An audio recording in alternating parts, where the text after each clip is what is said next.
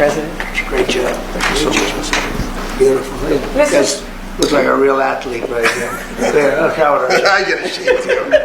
Mr. President, breaking news. A short time ago, the Supreme Court agreed to hear oral arguments in the case about ending birthright citizenship. How confident are you that the court will rule in your favor and allow that order to end birthright citizenship to go forward? Well, you're just telling me that for the first time. I am so happy. I think the case has been so misunderstood.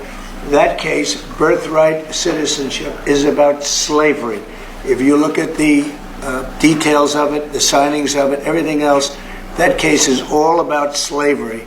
And if you view it from that standpoint, people understand it. But for some reason, lawyers don't talk about it, the news doesn't talk about it.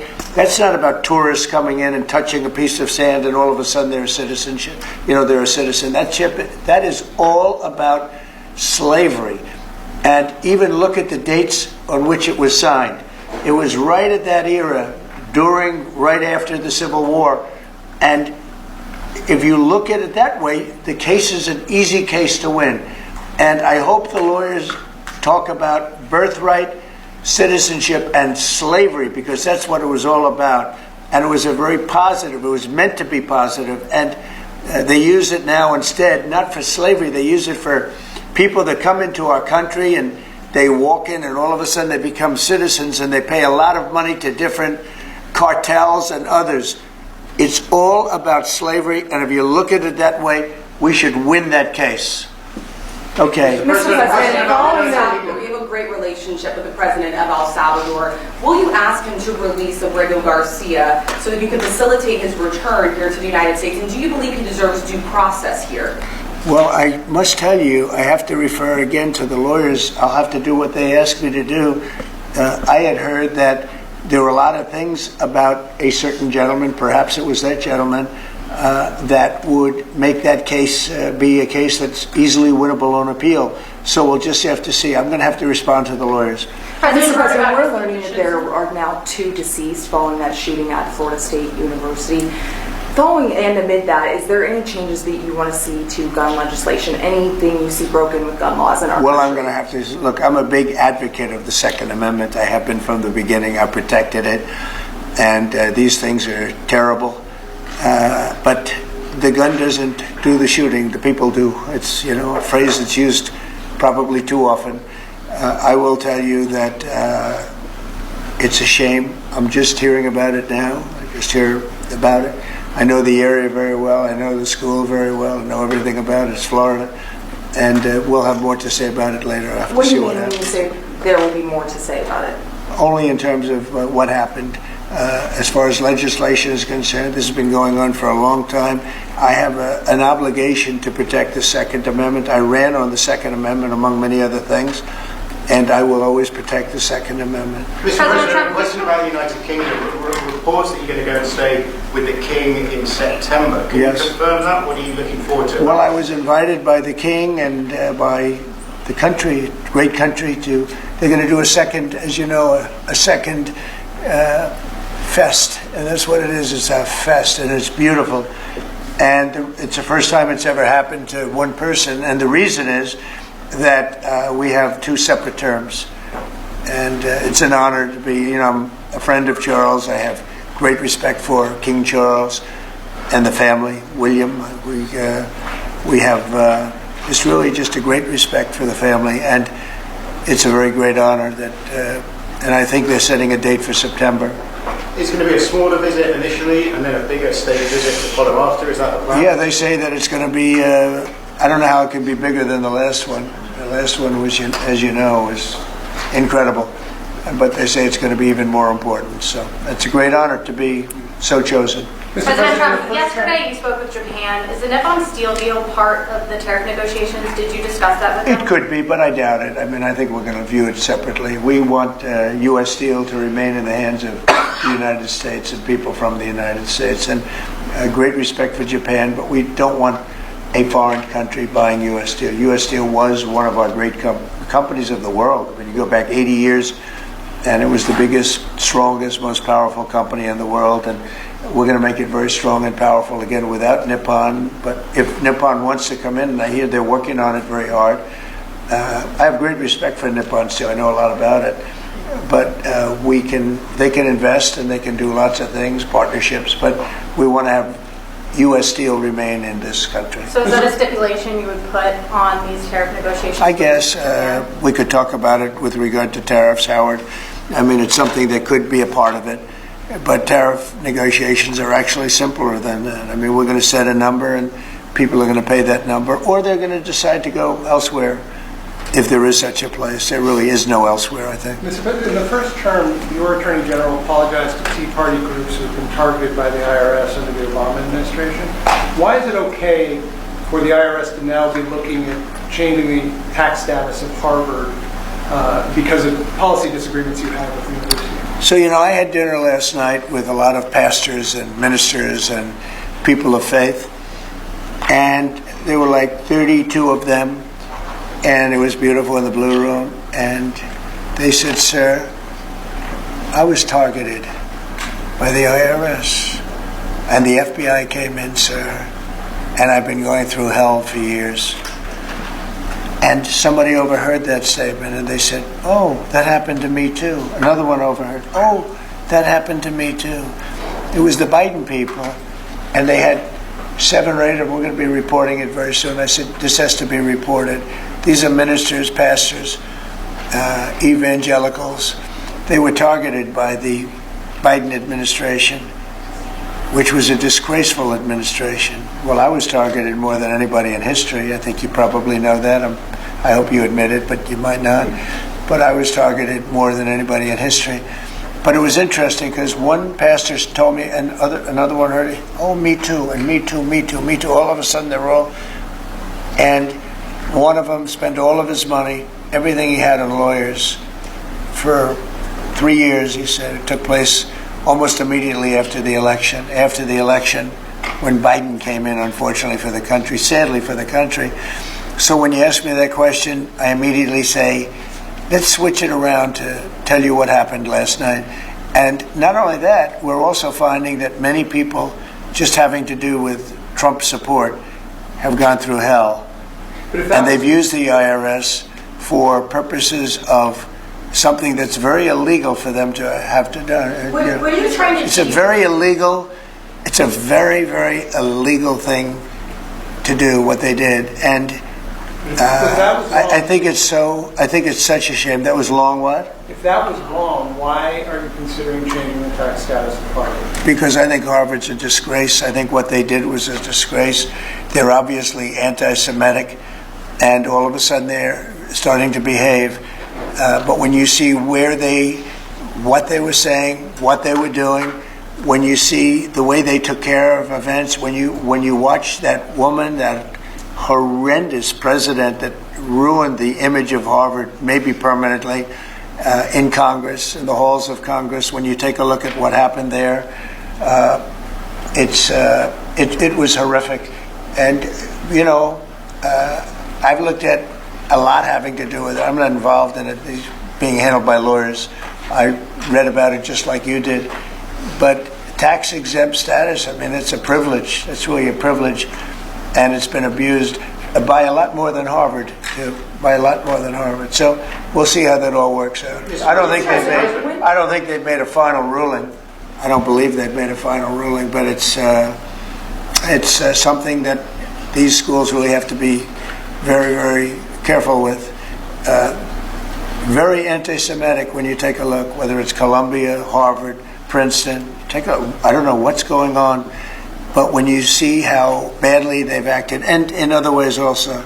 So we'll be looking at it very strongly. On the tax-exempt status subject, what are the other groups you'd like to see that status removed from? Could we expect an executive? Well, we'll be making some statements, but it's a big deal, and they're so rich and so strong, and then they go so bad.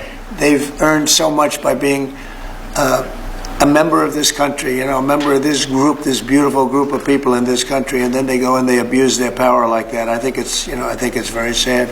Are we talking about immigrant rights groups, environmental rights groups? Could be. I mean, look, environmental. I have a group named CREW. You ever hear of it? I think it's CREW, and they have a guy that heads CREW. It's supposed to be a charitable organization. The only charity they had is going after Donald Trump. So we're looking at that. We're looking at a lot of things. But if you take a look at CREW, what they've done, and I think it was a very big abuse, but we're going to be finding out pretty soon. Can you explain the disconnect between your conversations with President Xi, when those potentially could happen, and why they haven't happened yet?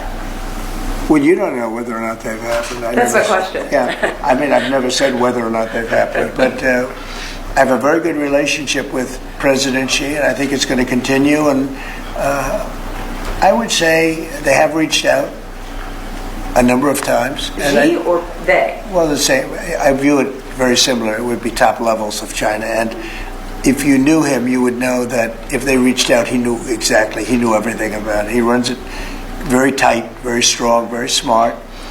And we're talking to China. So they've reached out in recent days or recent weeks? Excuse me? They've reached out since the 145% tariffs? Oh, yeah, sure. Yeah. Do you believe a lot? Do you believe a lot all the time? We're talking. Have you are talking directly to President Xi? I don't want to say that. No. It's just not appropriate. But you're speaking.